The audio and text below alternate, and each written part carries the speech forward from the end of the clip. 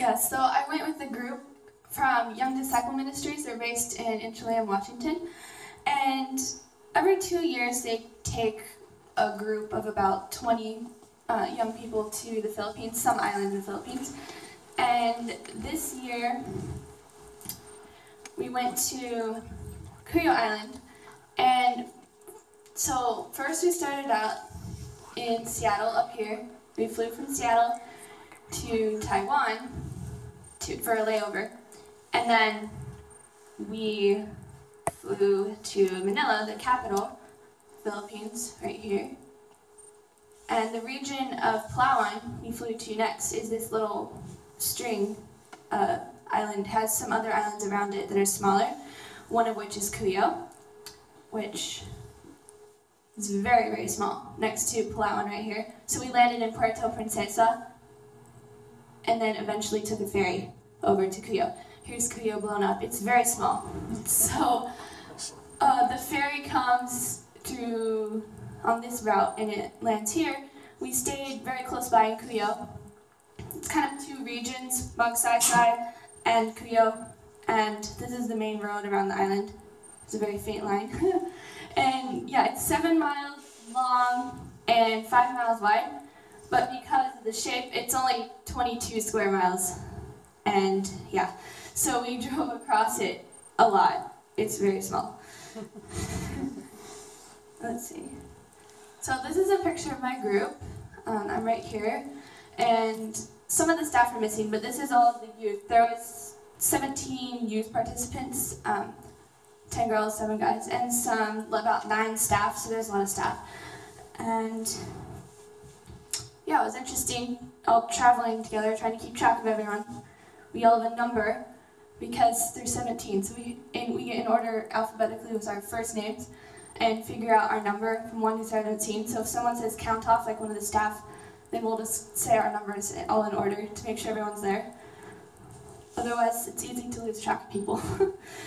So, Cuyo Island has, it's the main island, actually. There's a group of islands in the Cuyo Archipelago, or however you say that, group of islands. And it's the biggest. And so it actually has a population from 2010 of almost 22,000. So there's actually a lot of people on the island. And most islands that size don't have a lot of people. But the whole region of Cuyo, not just that one island, is 46,000. So most of them, about half of them, are on Cuyo Island. All right.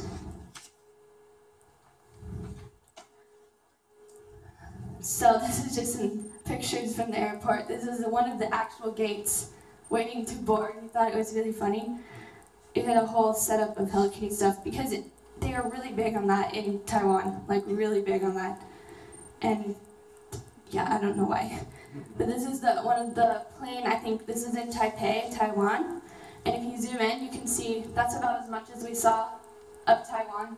Just these few buildings in the distance. And then we flew to Manila. This is the Mission Guest House. So we stayed there before we took the ferry, because we had to wait for the ferry to leave to Cuyo. So we stayed in Palawan Guest House for a while, and it ended up being a lot longer than we thought. It was supposed to be, what, a couple days or something? Or I don't know, I don't remember. But it ended up being almost a week. And so we had to do some of our preparations there instead. But this green roof thing, if you go upstairs, we had a bunch of chairs up there, and that's where we had just our worships and training. Yeah, and then on Sabbath, we just decided to have church just with our group. So we had church on this porch here. We took all the laundry down first. But that was you'll see a picture of that later, let me see. So this is our transportation. When we got there, some people needed to go shopping, so we were going to go shopping. And so we had to find a whole bunch of tricycles. They're called tricycles. So it's basically a motorcycle. You can see the driver.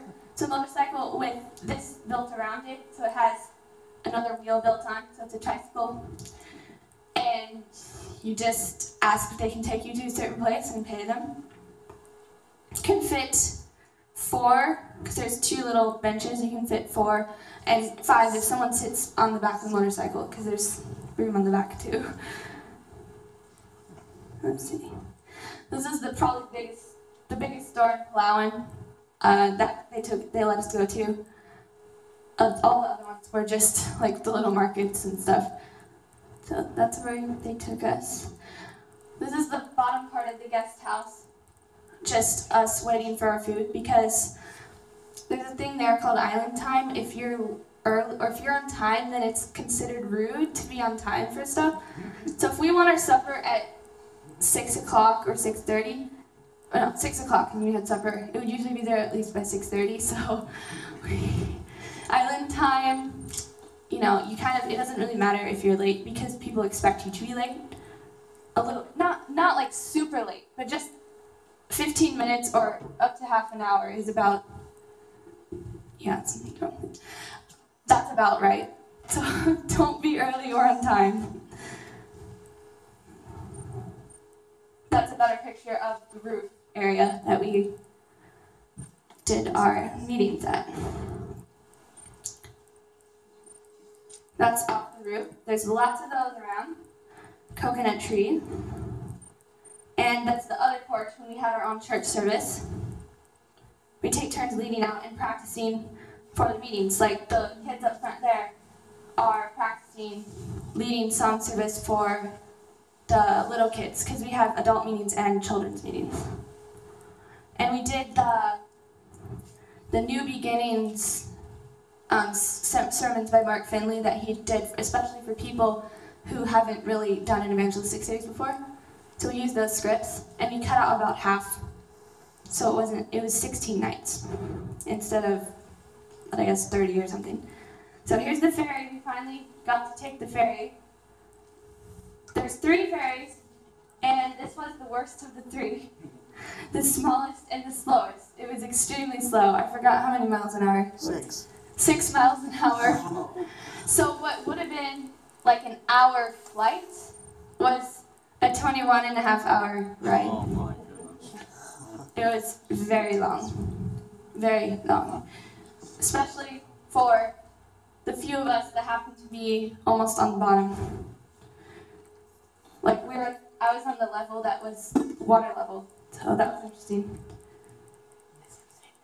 And then we finally got there. So this is the end of the island of Cuyo. You'll see this beach a lot, so remember. I'll mention this beach a lot, so remember it, because you can see there's like little buildings here just to sit in, and then there's a big sign. It's just their nicest beach on the island. Not the nicest, but the main one. So that was kind of the end near the ferry port. And the little Pathfinder group came to meet us with their little band. It was really cute. So as we walked out through this little gateway, and they greeted us. I don't have a picture, but they made homemade ribbon wreath things that they put on each one of us. And they're playing their marching songs. It was really cute. And then it was actually a blessing, because the ferry was really bad. If the ferry had went a day later, then we wouldn't have been able to start our meetings on the actual night, because we got there a day before. Well, when we got there in the afternoon, and then we had a few hours, and then the next day, and then it was supposed to start. And we still had to do our, what they call motorcade, where we drive all over the island.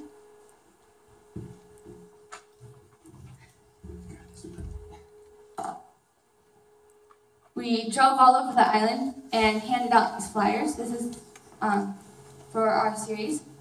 We had 2 locations, the Magsaysay and Cuyo, 2 different plazas.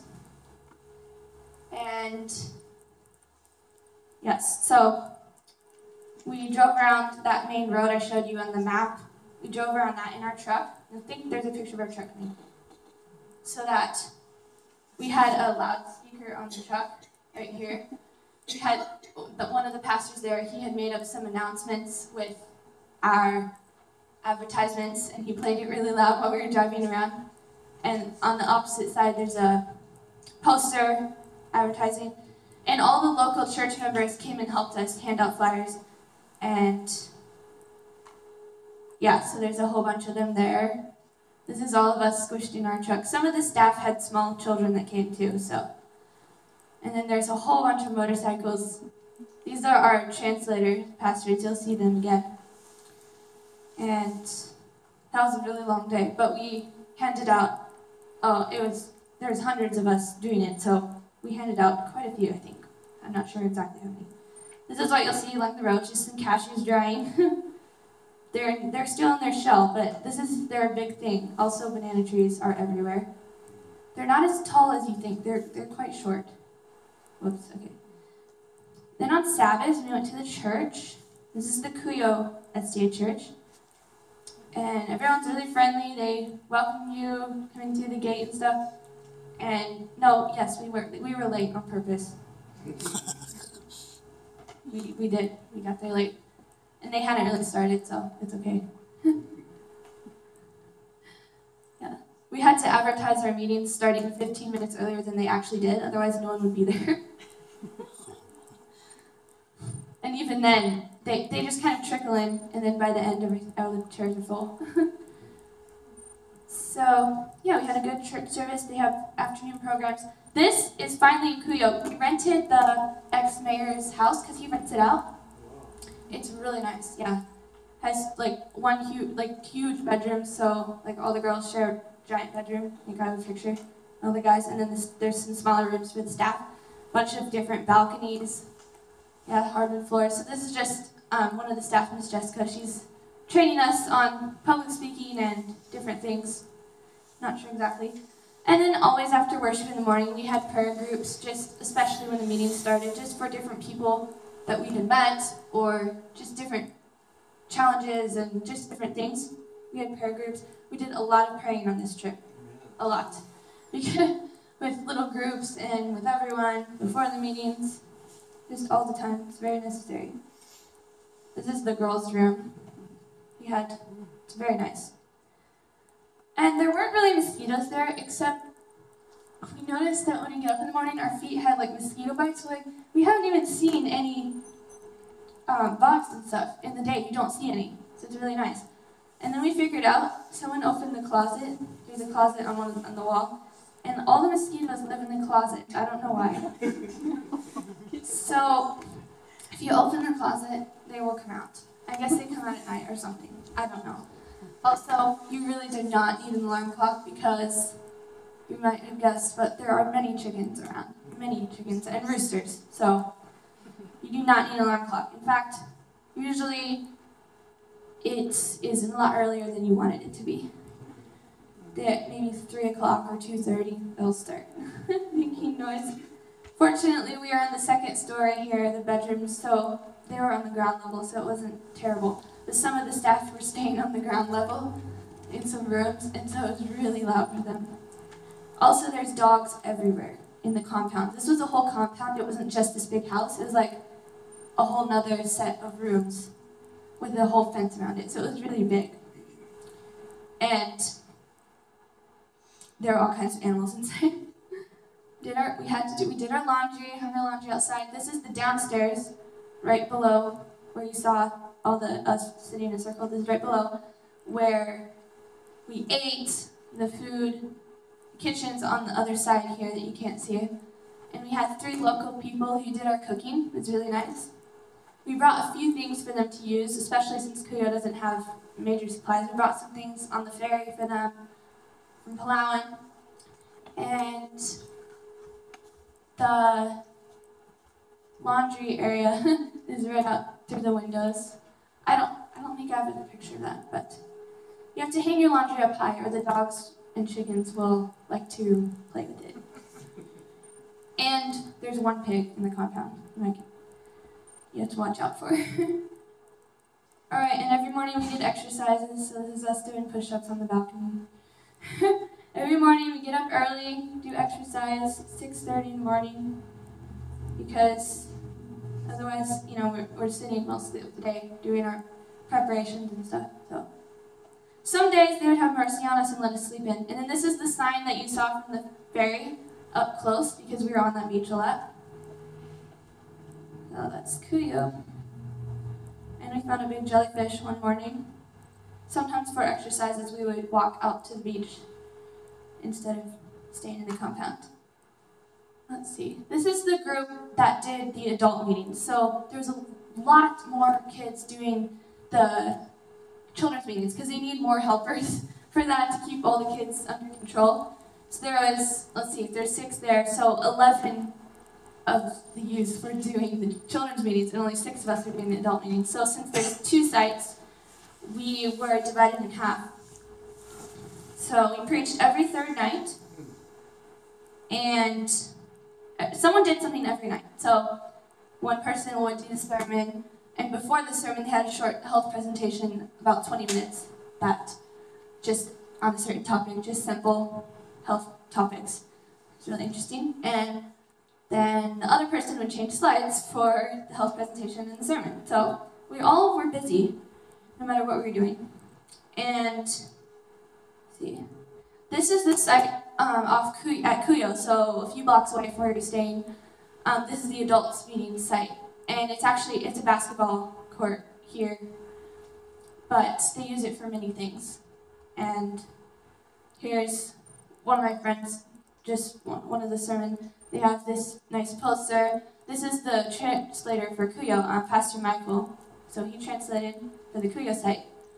And they needed a better wall for projection because it was colorful. They didn't really like that, but you can't exactly just paint whenever you want when you're renting a public place, so you have to deal with it. And then this is Mount Sai. It was a lot smaller, as you can see. It was just the plaza. The stage is up here, you'll see. And we never had to set up the chairs because different people would come set them up for us automatically. It was really nice of them.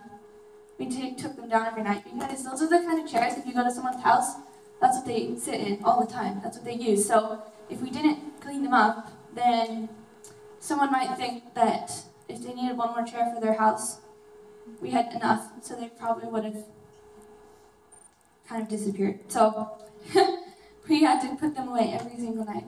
And that's a really bad picture because it was at night and I was changing slides. I managed to get that picture. But that's just, there's so many more people in the back that you can't see because they do not like to sit up front. They're really shy. And so there's a lot of people like playing basketball back here in the back that they'll stop and listen and stuff, which is really cool because we prayed for them to pay attention because they're right there. And we have a really loud speaker PA system, which was really nice because you can hear it from like a few blocks away. Maybe not clearly, but you can hear how loud it is. And they like, one way to get them to come in, we would play like a music video, maybe Fountain View Academy or something, up on the screen. And since it's a video, which they don't see very often, it really attracted them. We play that while we're setting up and before the meeting starts. And then we'd have, well, we advertised it to start at 6:45, but we really started at 7. And at 7, we would have a theme song in Tagalog, that's their language. And then one of the staff, Mr. Pruitt, would ask questions about the previous night, and whoever could answer the questions, he did maybe 3, he would give them a Steps to Christ, which was really cool, because sometimes the same people would try to get more. He's like, if you get more, you have to share the books with your family too, and your friends. Because some people would answer every single question. And, which is really nice to see when you ask a question and hands go up, because it means they're listening. And over there, even if people are on their phones all the time, they can multitask. Like they did really hear the message. They weren't just playing, but they act like they're not listening. So it's interesting because they're really shy. If you when you go visit them, they don't like to ask questions about what they heard. They're like, no, we understand it. I'm like, okay. Because our translators are really good though at translating into their local language. This is the Mount Sai Kids site, a couple blocks from us. They have different little groups with different leaders, and then up front, one of my friends presenting, I don't know who it is, and here's some more pictures of the kids. They're They really liked the staff kids. There was about 5 of them that were younger that came, and they just were always getting so much attention from the little kids. Let's see. This is the group, the half of the 6 people I showed you earlier. This is the half that was at Mount Sinai. So there's me, obviously, and then my 2 friends, and then Pastor Jose was our translator. He always makes jokes about his height, because people over there think you're like 5 years older than you are, because you're so much taller than them. You know, they think I'm in college, and they think everyone is really old, because they'll be, what? When they realize that they are actually 5 years older than you. Just the locals. That's a picture of me. Okay, so that was one night I was presenting. So you can't see it, but the slides are here. That's the stage. And let's see, I have a 1-minute video one of my friends took of me. I think the end it gets kind of blurry, but I'll still play it. Okay. It is here that the great controversy between good and evil is being fought. Nandito po sa mundong ito ang labanan doon sa mabuti at masama. It is here that Satan is demonstrating his kind of government. At dito po ipinakita ni Satanas ang kanyang klase ng paggobyerno. But why Earth? Ngunit bakit dito sa Earth? Why our planet? Ngunit bakit dito sa ating planeta? Marami namang planeta dyan. After God created the beautiful new world, Pagkatapos lalangin ng Diyos ang napakagandang sanlibutan, Satan made up his mind to take it for himself. gustong agawin ni Satanas itong planetang ito. If he could win the Earth, perhaps he could take other parts of the universe. At kung makukuha niya ito ang planetang Earth, makukuha niya lahat ng parte ng kalawakan. Finally, perhaps he could overthrow. So, yeah, that was my first sermon, so I had many improvements that needed to be made. That's just an idea. I know it's really dark, but most people at the meetings were under the age of 30, just because a lot of young people really liked it, the fact that the people doing the series were their age, because, you know, we're all within the age of like 15 to 18 range, so they really liked that. And every night we have some kind of appeal, not necessarily really big, but just a simple one. They might just raise their hand or something. And it was just neat to see how many people responded every night. Most, probably 80% would respond every night at least. I'm not sure exactly. But, you know, during the first sermon, as I was looking out, I just realized how every single person that could hear me was potential for being saved for heaven. So when you realize that, then you realize you kind of forget what you're doing, and if you just focus on that, then it's really inspiring, and it gives you excitement instead of nervousness.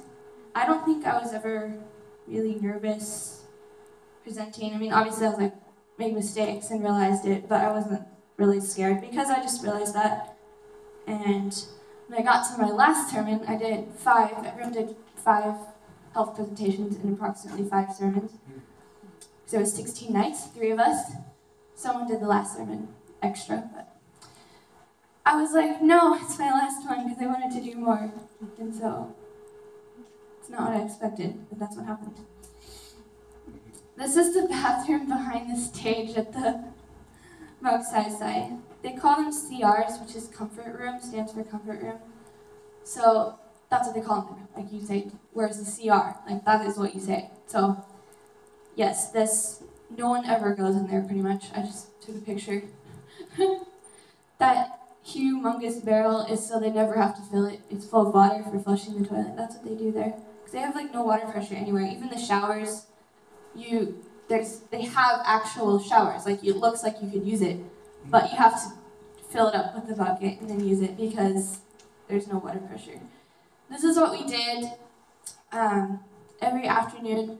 Whoever was not preaching, so they could work on they could practice and stuff and stay back at the house. whoever was not preaching, at least for the public evangelism, which is what we call the group that did the adults. Child evangelism, these two, they have their uniform on. They were with the kids. So me and my friend, this is the Mount Sinai group that went on visitations. We did that every day. Pastor Jose went with us, and Pastor Jarrett, a Bible worker, he was taking the picture. They'll take us around, and we have registration every night. People come in and write different information about themselves, so we can figure out, we can go visit them. Especially after, we would all try to visit them all at the beginning, and every night there would be more, so we'd always have more new people to visit. And then after we presented the Sabbath or other topics like that that are really, it can be controversial for them because most of them are Catholics. Yes, like the island is like 80-something% Catholic, so we would try to visit them again. So I think we visited everyone 2 or 3 times. And we would go out for the whole afternoon and then go straight to the meeting site. And our friends that came from the house before the meetings would have to bring us our food and for supper. We were visiting and we were looking for the man who, in the family, who'd been coming, but he was up in his coconut tree getting coconut juice. They call it boga juice from the green coconuts that are, it's salty and it's sour, but it's kind of good. I'm not sure. It's not my favorite, but a lot of people like it there. And this is just one of the stores in Cuyo where people get their groceries. They ask for certain things and they gather it up for them and put it through the bars. So you can't really actually go in there. And let's see, we didn't go to this church, but here's the Mount Sinai SDA church. It's really small. We just were on visitations and we walked by it. So this is the church that we went to the next weekend because we were in Cuyo for 3 Sabbaths. This is one in Suba. Suba is kind of another little town, I guess. Not really. Next to the water on the other end of the island. And we had gone there on our motorcade, so we knew the area. But this is their church. And it's bigger than the other one. But that is, we took up a lot of space, and so it was really crowded. This isn't even when everyone was there. And that's just outside the church. That's what it looks like outside. And then this is back at the house. This is how they serve our food. Mostly it's covered up, but we have usually for breakfast some rice and milk, bananas, always bananas, every single meal. This is like some kind of little rice sponge cakes and then rice pancakes.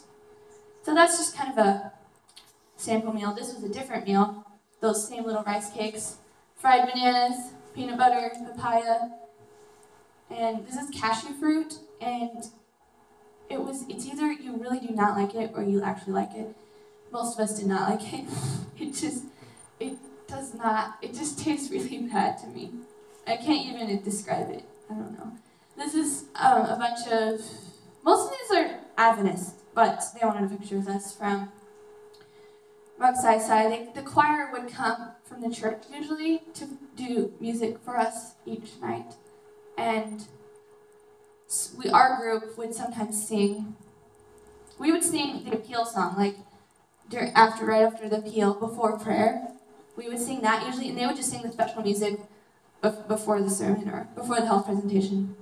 The different local groups came. These are non-Adventists, but they wanted a picture. A bunch of the, most people coming are our age actually. So there's a lot of, it's neat because you can identify them better. When you go visiting to them, they receive it better than if just the pastor came and visited them. So that was cool. And then the next Sabbath, it skipped a whole week. The last week of the meetings, our last meeting was on a Friday night. And then this was the last Sabbath. The people from Mount Sinai, we wanted them all in one place. So we all went to the Cuyo site. And the people that lived too far away, we had trucks that brought them in, and that's what the last picture was. We brought them in for church. So this is like everyone at the Cuyo site. We all met at that spot. And a whole bunch of people, because there's I don't know what you call it. It's almost like a stadium style on the back wall. There's like really high, just a whole bunch of places to sit, and that was all full too. You can't see, but there was hundreds of us there. And then we walked out. This is the same beach that I keep mentioning that has the Kuyo sign on it. That's where we had the baptisms. They had to go out many, many, many feet because it's extremely shallow for like that much maybe, for a long time. So we had 136 baptisms for those few weeks, and they had to go way out there. So then there's more, I think, back here, but that's about 2/3 maybe, or half. And we all were crowded up here in those yellow houses. And then I was sitting with some of the little girls. They're really cute. And then that's one of my friends that came with me, and then some of the girls that we had made friends with. I think most of them were baptized. I'm not sure exactly. Then, so we finished the meetings. We had to say goodbye to everyone. On the last Sabbath, we handed out Bibles with, like, inside the cover, we put a sticker and we filled in all their information. So we handed one out to everyone at that site. After the baptism, we came back for another meeting and had different testimonies and handed those out. The choir did a whole bunch of different special musics. And yes, the ferry was delayed going back for one day instead of a week, which is good. So we were supposed to be starting a retreat, so we missed a day of our retreat. We were supposed to go back to Palawan for that. So they took us to a beach on Cuyo, a different one called Coco Verde. It's a resort. We just went there for maybe 4 hours. And it was really pretty. And some of the guys found this shell. I don't know if this gives you perspective, but this is a shell I found that is fairly big. You know, it fills your hand.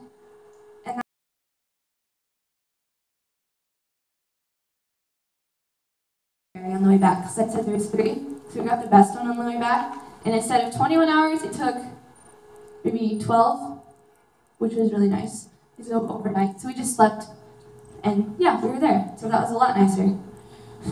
And no one got sick on the way back. On the way there, a lot of people got sick, including me. So it's smaller. It's probably this tall instead of that tall. So and the faster it goes, the less chances of getting sick, which is really nice. So we actually had fun on the way back.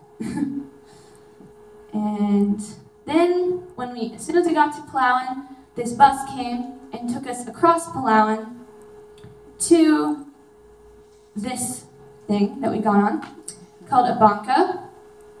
It's very small, and there's different seats in here.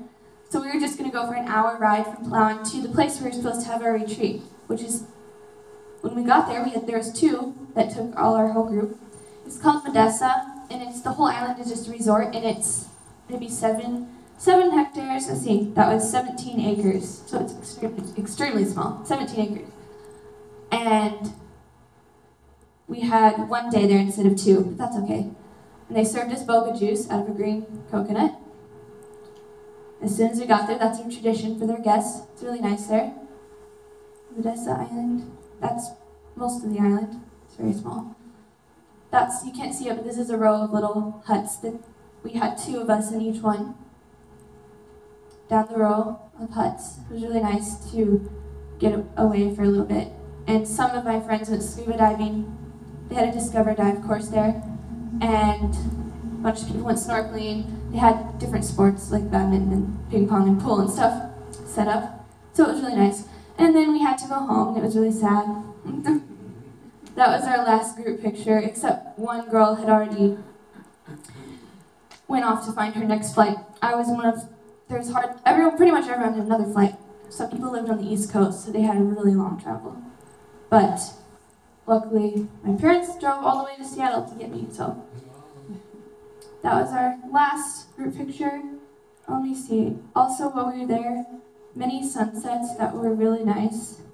Let's see, that was next to our meeting site, and then that was on the ferry. So that was really nice. All right, does anyone have a question or something you want to know? What? Sorry. So did they speak much in English, or did they have to interpret everything? Well, see, the evangelistic series were interpreted because of the content. It's hard for them to understand in English. That would be really hard. But they know, like, if you go visit someone, probably 80% of the houses you go to, they will be able to talk to you, you know, understand you pretty well. Especially Palawan, everything's in English pretty much. But on Cuyo, there's less English. They still can talk a little bit in English, which is nice. And we learned a few phrases in Tagalog, just, you know, because it's a good idea. It helps them feel more comfortable. And sometimes they think you know the language. We're like, no, we don't know the language. So we had to learn that phrase. We had to learn how to say it. We only know a few words. Any other questions? Tell me about the organization you went with. Yeah, so they're a ministry, like I said, in Washington. They have a summer camp also that I like to go to. They're Adventists, but they're kind of independent. And they go on this trip. They make a magazine and like Sabbath school materials. They wrote the program they use for the kids' evangelistic meetings. It's like a children's evangelistic. It's called Truth for Youth. They wrote that. And Young Disciple. So their magazine is called Young Disciple. They do Sabbath school lessons. Yeah, so we heard about them and we just really like what they do. So, yeah. Any other questions? So you did like a great controversy kind of presentation. What were some of the other topics that you covered? Yeah, my topics, that was my first one on, you know, how sin got started in the world, suffering. And then I did one on what happened to right and wrong, the commandments. I did, let me see, different church denominations. I did that one near the end. I did the one on baptism, so I got to, you know, do that where everyone fills out their cards and stuff. That was 4. I can never remember the fifth one. But we had, you know, the Sabbath, the change of the Sabbath, the state of the dead, different second coming. That was, and then heaven at the very, very last one. Amen. Yeah, so there was 16 instead of, like I said, we cut out half because we didn't have that much time.